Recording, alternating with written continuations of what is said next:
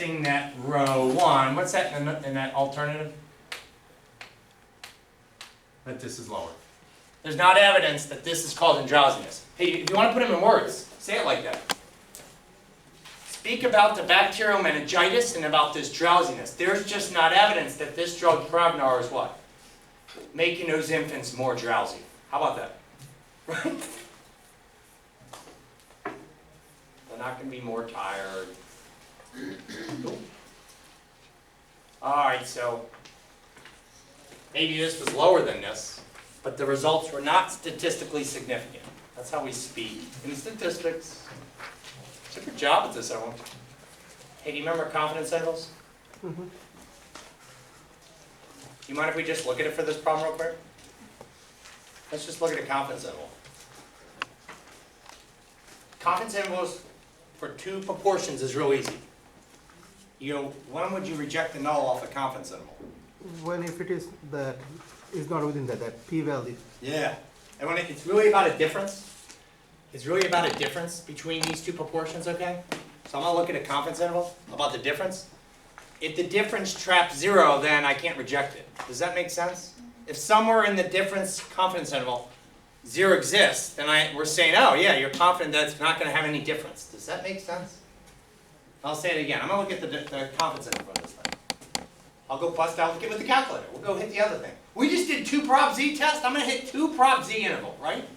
But if that interval contains the number 0, that should give us further evidence. You can't reject the null. Because if it contains 0, you're saying, yeah, you're really confident that there's 0 difference in there. You're really confident. There's no difference between them. So everyone's going to hit 2 clicks of the button, I think. I just got to click over to what? This is the best thing about the calculator. That's what I want to show it to you right now. Everyone, I'm just going to switch over real quickly. Boom. I was on stat z test. But I'm going to go to, I'm going to bypass that, to a 2 prop z interval. It's letter B. Well, I want you to see something. Look what the calculator does. It keeps my same one. I don't have to re-enter these. Isn't that neat? Mm-hmm. Now, let's talk about that confidence level. You go, what would you want to type in? Well, let's look at this picture right here. Remember, confidence intervals are from the middle. Confidence intervals from the middle. So 5% here, then that would mean I'd have to think like 5% on the other side, so how about we do 90% from the middle? Is that okay? So when I'm going to hit 90%, oh, it's already on 90%. I'll scroll down, and we'll talk about this. Check to see if this interval contains the number 0. That means it goes from a negative to a positive. Does it contain 0? Is a 0 in the middle of these? Somewhere in that interval? Then we can't reject the null hypothesis. That's the idea. Look. I'm going to interpret this real quick. I'll make another sentence. I am really, really confident. I'm 90% confident that the difference between them contains a difference of 0. That the difference between these proportions is no difference. Difference 0 means these are equal. Alright? So that's what I'm saying. Does that make sense? I just like to tie everything we've done before in this course. So even though when we're like writing out like how we have to fail to reject the null hypothesis, we're technically saying that we're keeping it. So I know. So that's further like I can't. Evidence. Yeah, that we can't. Brilliant. Right. Sierra, brilliant. You got this is just further evidence. And what I love, Sierra, I didn't have to hit much more on the calculator, did I? Just further evidence, indicating, suggesting that there's no difference between these two proportions. I am really, really confident that the difference between those two population proportions is between these, but furthermore, contains the difference of 0, right? Now, if it didn't have a 0 in the middle there, then we would be rejecting the null. Also. Do you have to find margin of error or anything for this? No, you don't. But I'll do a separate problem. I just want to do it for the next one. How about the next problem? We won't set up the hypothesis test. We'll just do a confidence interval. And what we'll do is we'll say, how do you all like to say it? You either go, I am 90% confident, or you can go, with 90% confidence, and we'll make our statement. But the key is what I want you to look for, Randy. Does the interval contain a number 0? And if it doesn't contain 0, all right, now you got evidence. You're really confident there's some kind of difference there. Okay. That cool? So I'm going to pick a problem out of the book. All I want you to do right now is a confidence interval. That sound good? Super job with this, by the way. Seriously, really good. Don't you love, Ellen, this is my favorite part. You go, why? Because of all the stuff we've done in this course, this is something you might find yourself doing. You might not see it now, but wait 3 years from now. When all of a sudden you're like, okay, I got this, now I'm working on my master's and I gotta do my thesis. And my professor wants me to go out and do a study. I mean, you might find yourself doing something like this. Your major might be at University of Maryland criminal justice. But you might find yourself just getting a control group, right? And some experimental group for what you're looking at in your field of expertise. It's kind of neat. You go, oh, I'll do a 2-proportion z-test. And I'll write up here a 2-proportion confidence interval, or z-interval. All right, let's do another one. Great job with this. All right. I'll Reese.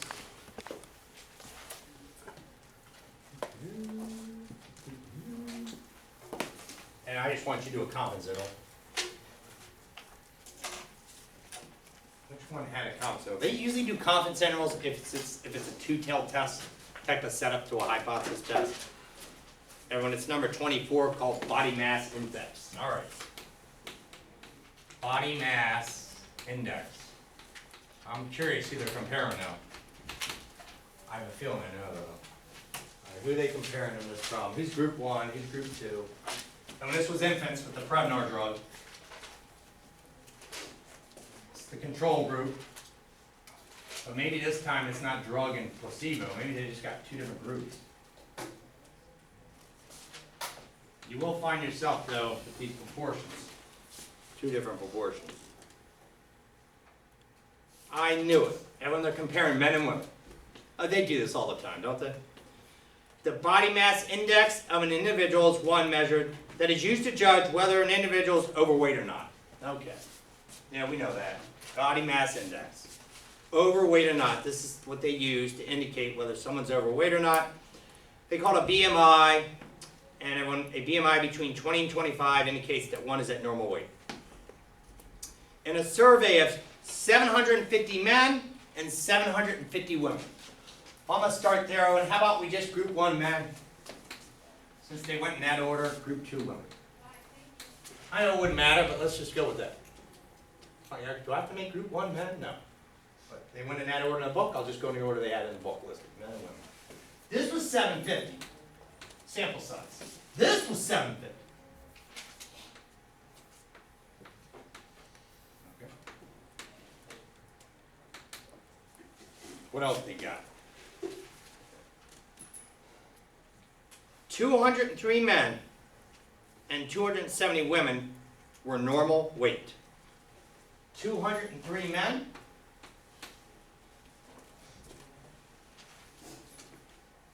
270 women. 270 out of 750 women. Normal weight. This is normal weight. That's what they found. That meant they had a BMI in that 20 to 25 range. Normal weight. Men, normal weight. Okay, hey, everyone, can you just look, which group seems to have more of a weight problem? Men. Men. Yeah, I know. Pizzas. We're not exercising. Looks like we got the weight problem. Normal weight. Okay, there's the proportions. BMI between 20 and 25. The book says, can you construct a 90% confidence interval to gauge whether there is a difference in the proportion of men and women who are normal weight? I'm going to write that out. Just so you know the dark. Can you construct a 90% confidence interval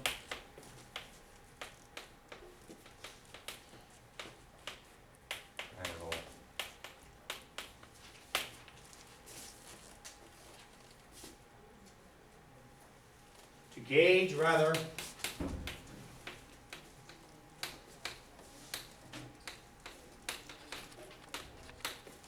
there is a difference in the proportion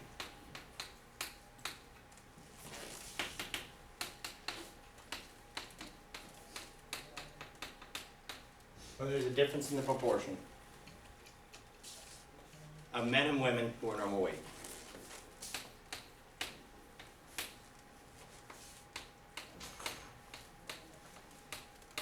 2, 5, no more weight.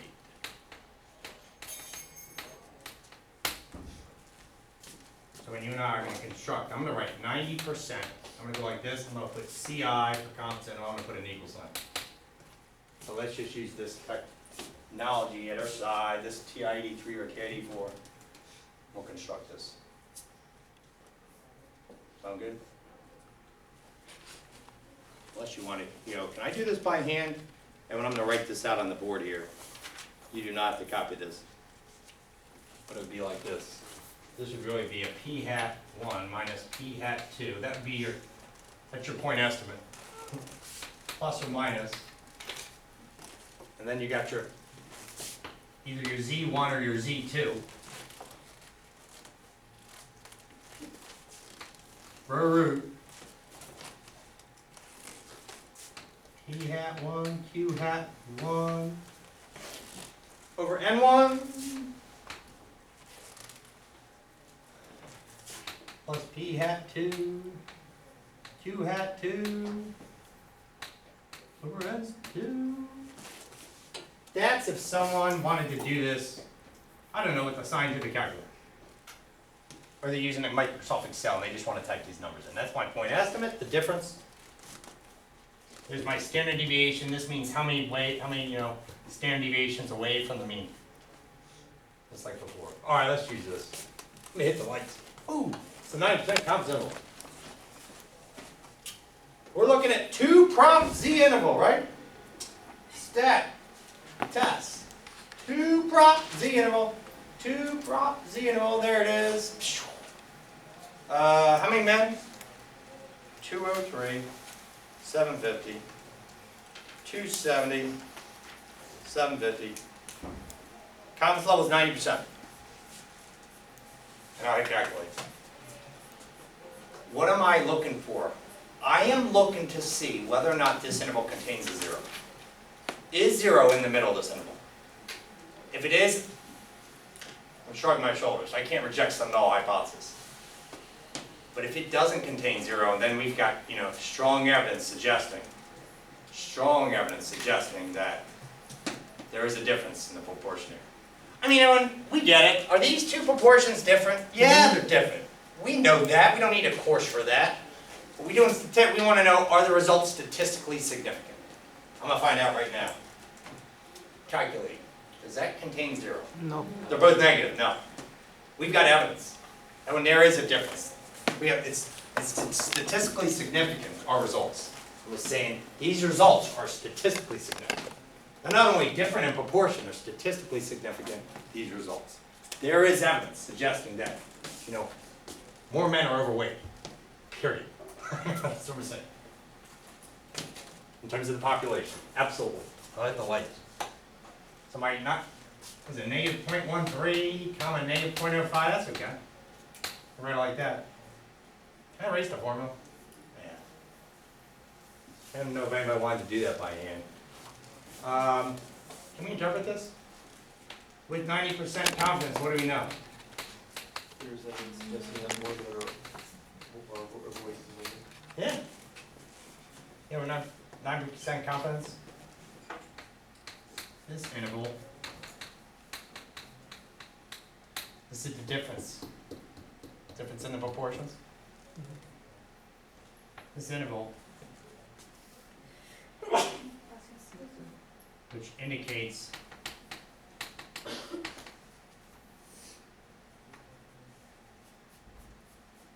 I'll just say this. The difference. I mean, just keep it simple, right? Straightforward. With 90% confidence, the difference between the two proportions, men and women. I'm talking about population proportions. Does not contain 0. That's what I was looking for. It does not contain a 0. I can put in parentheses, what does a 0 in difference mean? That would indicate what? That would indicate no difference. to zero, right? But with 90% confidence, the difference between the two proportions, men and women, does not contain a zero. You could say it's between these numbers, which is fine, but it's what's Randy's saying. So we now have what? I can put a conclusion with this too. There's evidence suggesting more men are overweight, right? That's what we're saying. Like, what are you trying to say? This is what we're trying to say. The difference was not zero, it didn't contain a zero. The difference in the proportions. If it contained a zero, we're saying, oh yeah, no hypothesis, the two proportions are equal. Isn't that cool? Hey, everyone, we'll do one more problem. This problem we won't write up to everything, but let's just stare, find p-value, and be able to talk about what the conclusion will be. That sound good? Because I know you can always write everything up, make a nice picture. We'll talk about is it left-tailed, right-tailed, or two-tailed? Do one more hypothesis does. That sound good? Super job of that. All right, last one we're going to do. Great job, everyone. I'm going to do, this is number 22, view on the death penalty. I'm trying to do the even problems because all the odd problems are good. Go ahead, Sierra. Sorry. Oh, go right ahead. Go back to So this. Since there is zero, or since there isn't zero in the two between two intervals, then we reject the null hypothesis. I love it. I'm going to repeat what she just said. Perfect, Sierra. If this interval right here, and you could do this on any hypothesis test if you want to. If this does not contain a zero, reject null hypothesis. Now, I never wrote a null hypothesis here, but this is what the null was. It's the same thing as what we're doing. But these proportions, right? Well, here, I'm going to put an X. We're rejecting it. I'm going to reject this thing. If the interval does not contain a zero in the middle, it means you're really